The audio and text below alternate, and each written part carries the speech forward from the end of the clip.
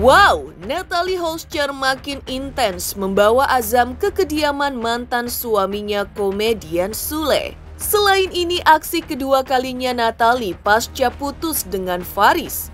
Juga ini aksi pertama Natalie di bulan suci Ramadan yang kehadirannya disambut dengan ramah dan juga penuh kehangatan, tidak hanya oleh Sule mantan suaminya, juga oleh anak-anak Sule, Rizky Febian, Putri Delina, Rizwan, dan Ferdinand. Lantas, seperti apa psikolog menelisik arti di balik momen indah dan rukun penuh kebersamaan tersebut di tengah bulan suci Ramadan kali ini? Benarkah hal ini akan merekatkan kembali hubungan yang sempat tegang dan renggang dan kini sudah kembali erat dan cair kembali? Natalie dan Putri Delina sebelumnya terlibat bersih tegang, namun kini terlihat akur dan hangat. Benarkah relasi keduanya sudah mencair? Benarkah fakta-fakta yang ada, silaturahmi dan kebersamaan dalam kehangatan serta penuh kebahagiaan merupakan sinyal bahwa Natalie dan Sule akan rujuk lagi? Tak kalah heboh pula sikap Natalie Holscher pasca putus dengan tunangannya Faris, di mana ia berharap agar segera mendapatkan pasangan yang bisa mengisi relung hatinya yang kini tengah nelangsa dan merasa kesepian. Lantas, benarkah harapan Natalie yang pernah terlontar sejatinya adalah ingin rujuk dengan Sule? Pemirsa, bersama Intens Investigasi, kami hadirkan kabar terkini, terpercaya dan teraktual. Tetapi sebelumnya, jangan lupa untuk like, subscribe, dan juga share channel YouTube ini.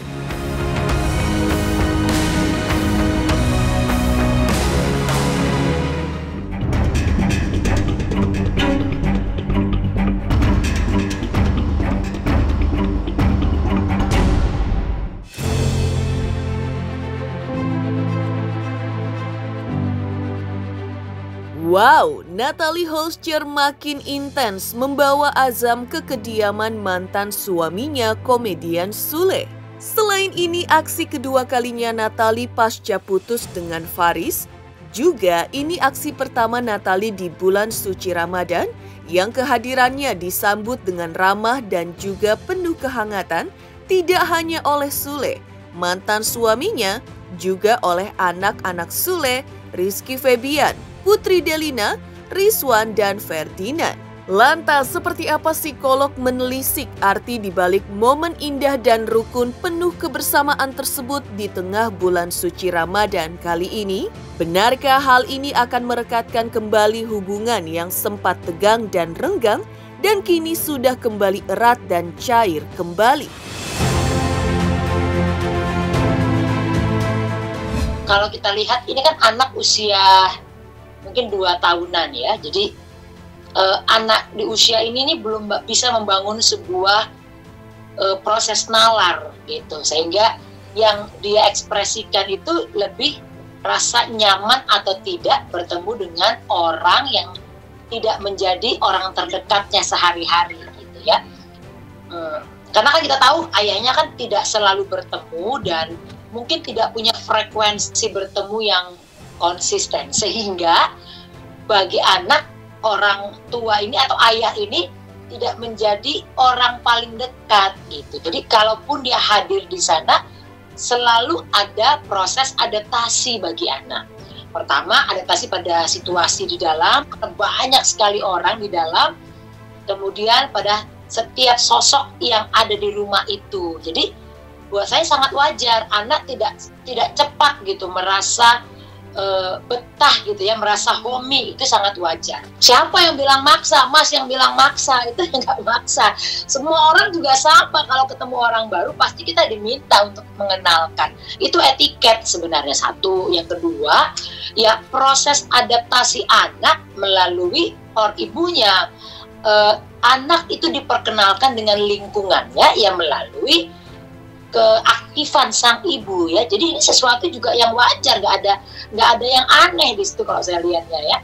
Dan kalau mungkin gaya komunikasi ya sangat bisa bervariasi karena mungkin etnis melatar belakangi, misalnya nada suara, kemudian cara bicara, pemilihan kata, ya itu bisa saja dimaknakan orang terkesan agak menekan, tapi bukan itu poinnya, karena inti dari upaya mengenalkan itu adalah membuat anak aman dan nyaman dengan orang-orang di sekitarnya dan situasi yang sedang dia hadapi atau tempat yang sedang dia datangi. Jadi yang dilakukan ibunya itu benar sebenarnya untuk mengenalkan dia pada setiap pihak yang ada di situ. Ya memang mau tidak mau ketika terjadi perceraian gitu ya, pasti ada hubungan yang berubah, ada hubungan yang mungkin lebih renggang, lebih awkward gitu ya, lebih tidak sehangat dulu. Itu biasanya wajar terjadi karena memang butuh waktu untuk penyesuaian baik secara fisik maupun emosional. Nah di sini butuhnya orang tua untuk mengadakan approach atau pendekatan. Jadi jangan sampai ketika pasca bercerai justru hubungan anak dan orang tua merenggang. Dan perlu sekali orang tua di sini untuk menjemput bola, tidak menunggu anak yang mendekati, tapi kita yang menjemput bola, sehingga anak juga di sini dari tadinya mungkin lebih kaku jadi lebih luwes gitu ya berhadapan dengan orang tua mereka. Aku kan udah bilang di mana ya, masa aku sebutin di sini? Aku udah bilang dia masih anak-anak. Sekarang gue tanya, lu inget umur berapa? Ya, 4 tahun atau 5 tahun. Nanti aja kalau udah umur 4 tahun baru aku akan survive sama dia gitu. Kan nanti ada di umur 2 tahun lebih tuh Ajam bisa ada di tempat gua kan. Ya di situ aja udah ngalir. Sekarang masih anak-anak lah. Kan itu kan masih ayahnya, jadi kita nggak ada yang namanya ngelarang-larang. Jadi kalau aku tipikalnya nggak mau ngelarang anak nggak boleh ini, nggak boleh ini, nggak boleh ini gitu. Jadi ya udah, selama ayahnya masih ada, ibunya masih ada ya.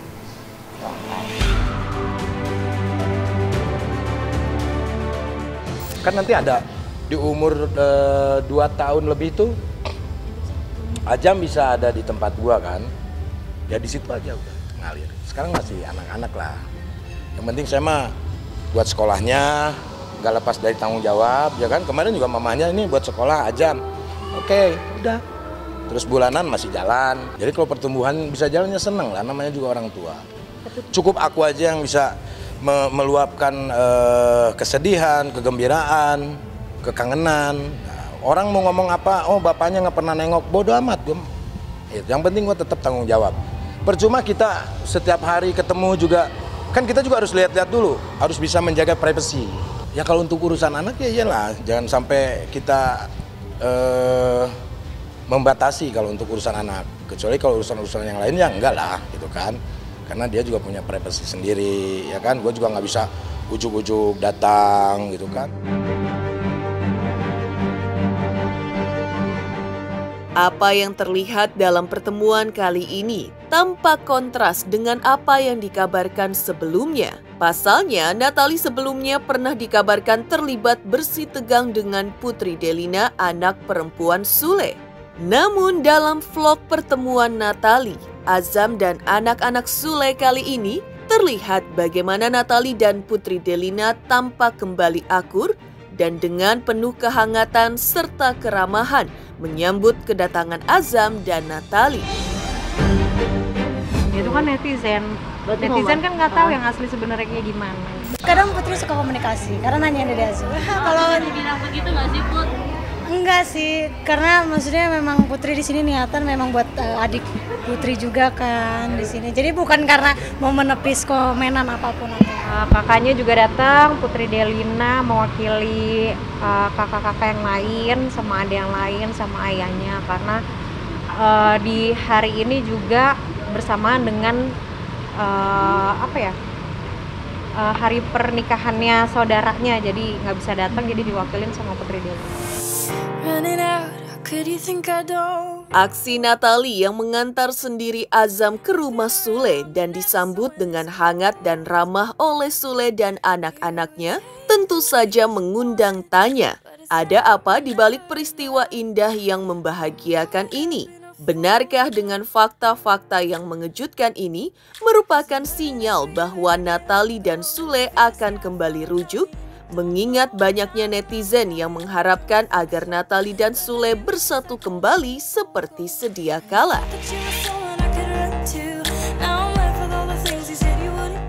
Kalau misalkan mengkait-kaitkan dengan orang lain, nggak baik lah. Kalau mau tanya tentang kehidupan aku sekarang bahagia, alhamdulillah, dengan anak-anak. Aku masih bertanggung jawab sama anak-anak. Terlepas itu tidak ada urusan lagi sama siapapun. Ini gimana nggak kesepian? Orang gila semua, ya kan? Nggak ada istilah kesepian. Kalau istilah masalah kesepian pasangan gitu ya pasti ada lah. Buka apa dulu nih? Buka Hati. Ya jalanin aja lah. Jalanin aja, banyak pelajaran yang udah saya jalankan lah gitu kan. Jadi kalau untuk pasangan itu kan nggak bisa tiba-tiba gimana, harus mempelajari dulu satu sama lain lah. Jadi nikmatin aja dulu lah. Kan anak-anak juga aku harus masih bekerja keras kan, Ajam sekolah kan. Buat biayanya Ajam, belum perdi, belum Injan. Yang aku pikirin itu membiayai anak-anak gitu. Kalau untuk asmara aku sendiri ya jalan sendiri aja. Ada yang mau syukur, nggak ada ya udah. Mengejutkan aksi Natalie Holscher yang kembali membawa Azam buah hatinya ke rumah Sule, ayah kandung Azam, yang dikabarkan sebagai sinyal rujuk Natalie dan Sule. Lantas, seperti apa pula Natalie Holscher yang pernah menginginkan bisa segera mendapatkan pasangan pasca bercerai dari Sule? Benarkah yang dimaksud adalah bisa rujuk kembali dengan komedian Sule? Pemirsa Intens Investigasi, jangan lupa untuk like, subscribe, dan juga share channel YouTube ini.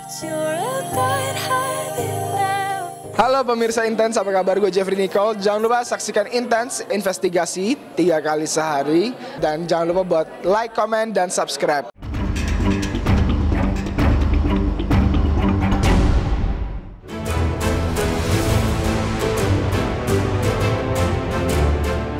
Heboh Natalie Holscher yang kembali membawa Azam ke rumah Sule, yang diduga sebagai sinyal awal bahwa Natalie dan Sule kelak akan rujuk. Tak kalah heboh pula sikap Natalie Holscher, di mana ia berharap agar segera mendapatkan pasangan yang bisa mengisi relung hatinya yang kini tengah nelangsa dan merasa kesepian. Ya kita doain aja yang terbaik lah pokoknya itu. Ya doain aja yang terbaik. Aku minta doanya buat kalian juga, doa yang terbaik aja. Kan kita nggak tahu ya. Kita nggak bisa menyangkal Tuhan juga. Ya udah doain aja lah untuk menjadi lebih baik lagi, udah itu aja. Lagi belajar untuk menjadi lebih baik lagi.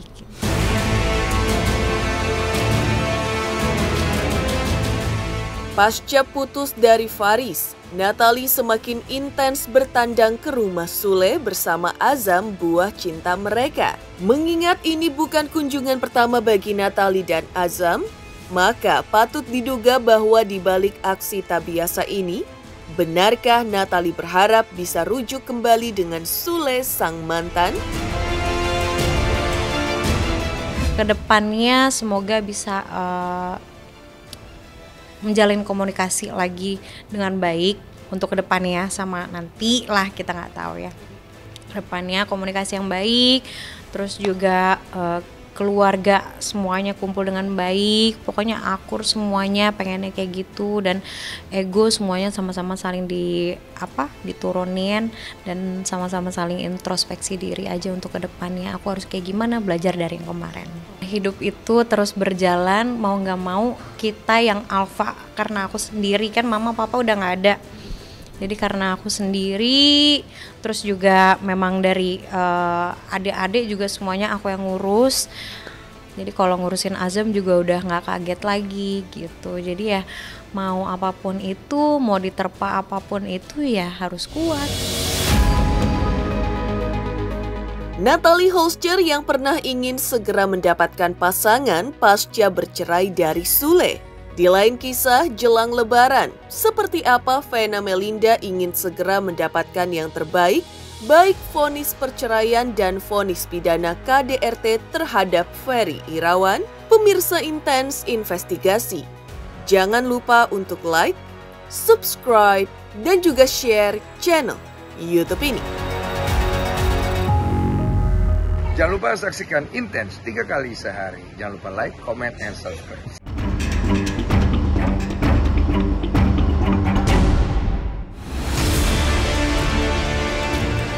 Geger Natalie Holscher yang pernah ingin segera mendapatkan pasangan pasca bercerai dari Sule.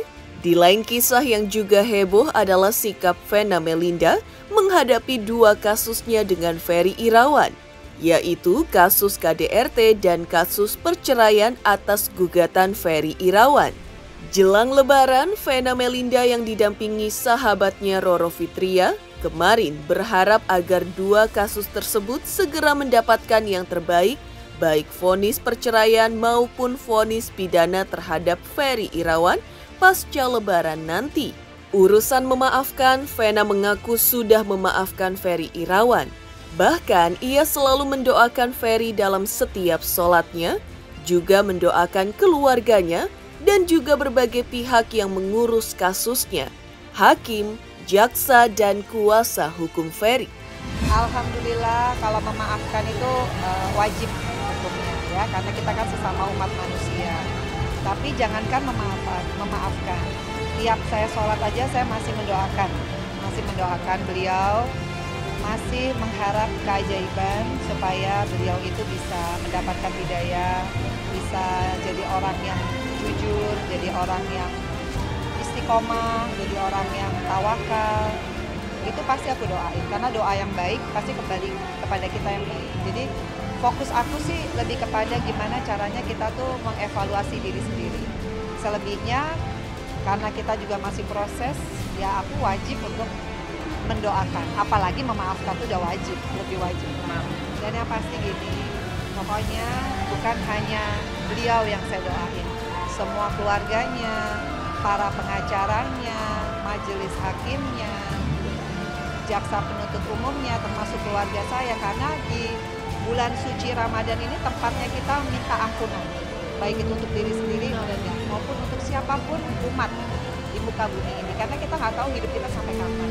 Jadi kalau sekarang saya berproses hukum itu adalah satu konsekuensi hukum karena saya sudah menempuh jalur hukum. Tapi kalau memaafkan itu hal yang berbeda. Itu intimate saya sama beliau. Bahasa doa itu saya yakin beliau juga merasakan. Jadi saya nggak tahu, kita nggak usah mikirin hasil. Yang kita pikirin adalah gimana kita bermunajat sama Allah makin hari makin khusyuk. Memaafkan sudah ya, karena kan memang dari awal sudah saya maafkan. Cuman konteksnya tidak seperti itu. Kesalahan dia kepada Allah itu yang terpenting untuk bisa mengevaluasi diri, karena sampai dengan saat ini yang bersangkutan tidak mengevaluasi diri, jadi ya itu nggak masalah buat Nyai, kalau buat Nyai sendiri udah memaafkan.